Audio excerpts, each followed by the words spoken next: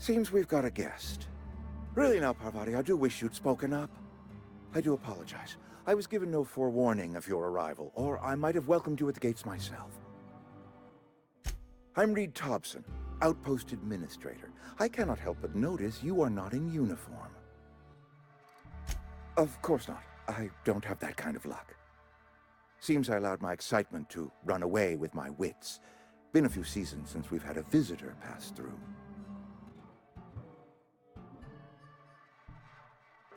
Only regulator we got is hooked up to the town transformer. Mr. Tobson ain't liable to be keen on dismantling it. I beg your pardon. I am most emphatically not keen on any such thing. I can't let you have our power regulator. But I happen to know of another one. And I happen to know exactly how you may retrieve it without frying yourself in the process. My proposition benefits the both of us. Please, hear me out. There's a power regulator in the old botanical lab. It's mostly abandoned, so all that power is being squandered. Go down to the geothermal plant. Reroute power from the botanical district over to us. Once their power's shut down, you can have their regulator and be along on your way. I was not entirely sure how to tell you this. The botanical labs are not legally inhabited, but there are people who live there. The people living in the botanical labs, they're deserters, former workers. I need them back at their posts. I need them to come home. My hope is that by cutting off their power, you will convince those deserters to come back to town. Before you go to the plant, I want you to stop by the botanical lab. Speak to their leader, Adelaide. Tell her the power's about to go, and that it's time her band of deserters came back to town.